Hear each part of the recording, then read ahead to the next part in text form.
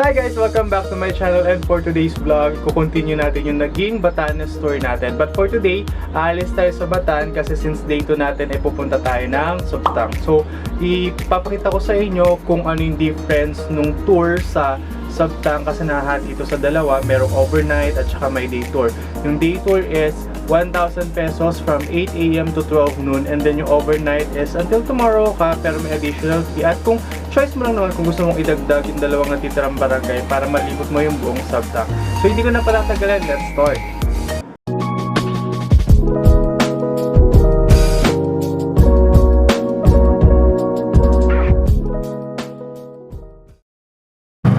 Dalawa lang ang trip papuntang Sabtang, isa sa umaga at saka isa sa tanghali. Ang first trip natin pa Sabtang ay 7 AM at ang last trip ay 12 noon. So kung ikaw ay magsasabtang, ang magiging call time ninyo is 5:30 AM. Tapos proceed na kayo sa iba na port at magantay para sa 7 AM trip papunta sa Sabtang.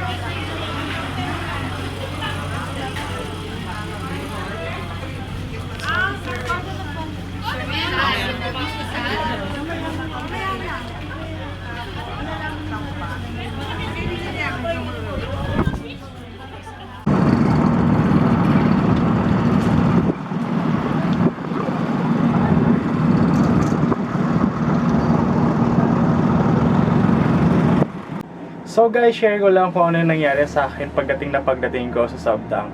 Since DIY tayo, wala tayong reservation.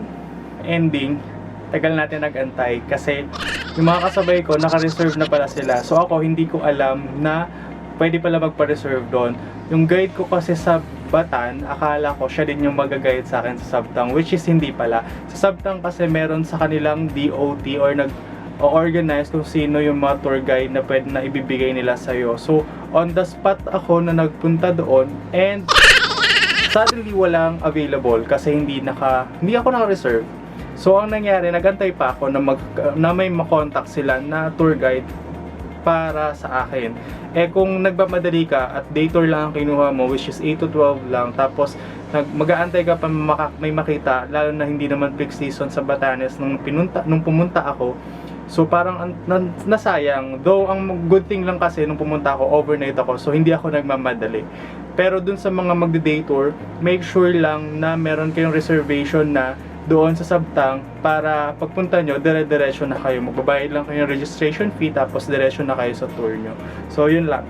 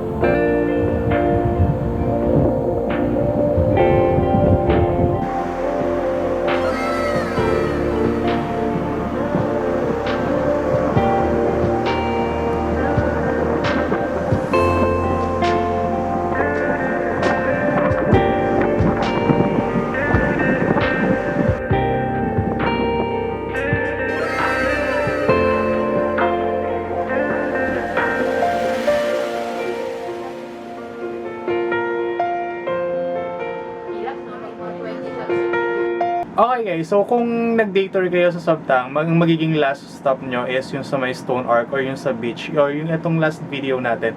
Kasi nandun din yung pinaka-canteen nila or yung kainan nila. So for lunch, may available silang set meal for 350 pesos. And then, kung mag-overnight kayo, since yun yung last stop nya, pwede kayo magpadaan muna sa transient or sa sa tutuluyan nyo para magpalit ng damit or mag-wash up kung gusto nyo, and then proceed kayo para makita yung last 2 na barangay, or kung hindi nyo naman gustong puntahan na yung last 2 na barangay na hindi kasama dun sa day tour nila, pwedeng siguro mag-extend or bumalik kayo dun sa gusto nyo talagang spot sa Sabtang para dun kayo mag-take ng picture. Pero ito, yung susunod na video na to, ito yung naritirang 2 barangay, which is additional 500 pesos siya sa overall tour fee nyo. So hopefully makita nyo kung worth it ba kung na mag-add kayo or puntahan pa yung natitirang 2 barangay.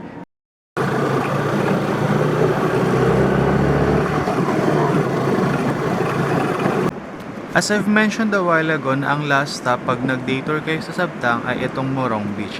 After lunch, nag-proceed muna ako sa transient house natin, which is sa Pananayan Pension House, para makapagpalit ng damit at makapag-wash up tayo. Ngayon, itutur ko na din kayo sa ating nagkuhang transient house, which is for only 500 pesos lang din siya. Yan, pagpasok mo, ito na ang kanilang lobby. Yan. Yung pinakasala, tapos ito yung per room nila. Yan, mga fan room. Common CR. Ito, ang CR. Ng 2 kwarto, kali 4. So ito yung kwarto natin. Yan. So pagpasok mo, yan. Okay, fan room. Yan, ito na siya lahat. Ayan.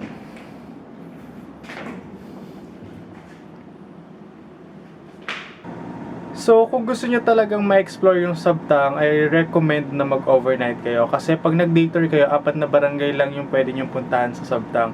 So, dito sa video, or dito sa vlog natin, i-video ko yung 2 natitirang barangay, which is yung Nakanmuan at saka Sumnanga na barangay. Kung gusto nyo ba bang isama sa itinerary nyo o hindi na. Kasi actually, pwede na talaga yung day tour lang sa Sabtang. Kaya lang, syempre, para ma-explore nyo yung buong Sabtang, medyo malayo kasi yung 2. Kung sa kabilang side, Chavayan, Barangay Chavayan yung pinakadulo, dito naman yung Sumnanga, yung pinakadulo niya. So, panoorin nyo sa video kung gusto nyo isama pa sa itinerary nyo yung titirang 2 barangay.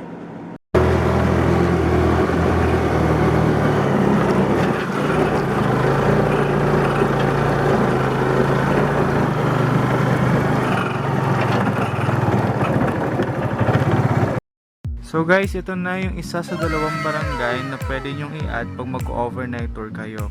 Ito yung barangay ng Nakanmuan. Sa sobrang liit lang niya, kahit hindi na kayo bumaba sa tricycle para malibot ito. At the same time, wala din naman kasi masyadong spot para makakuha ng magandang picture. So hindi na rin ako bumaba.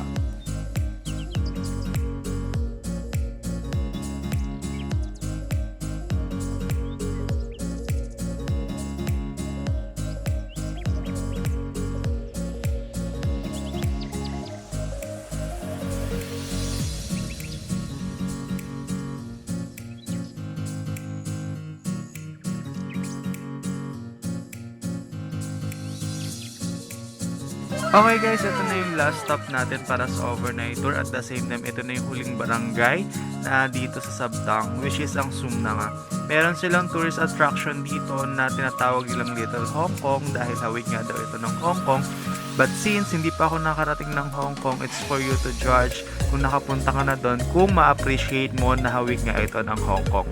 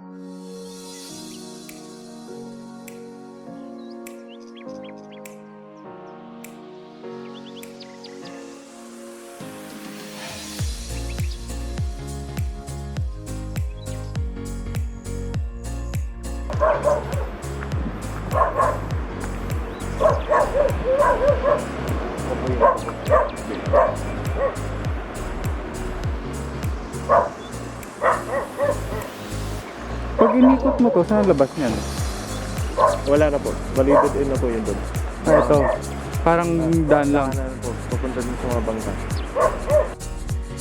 Since 4 PM natapos na tayo dito sa ating tour sa Sabtang, I decided na mag-drop sa kanilang pasalubong center. Kaya lang maaga pa lang nagsara ang kanilang pasalubong center dahil pag gantong hindi peak season, sinasabay nila ito sa pag-alis ng last trip na bangka pabalik sa Batanes. So hindi na ako nakapag-check kung ano yung magandang pasalubong na pwedeng may uwi from Sabtang. Hi guys! Thank you for watching. Hope you had fun watching my videos. And for more videos, don't forget to hit the subscribe button and the notification bell para lagi kang updated na may bago akong videos.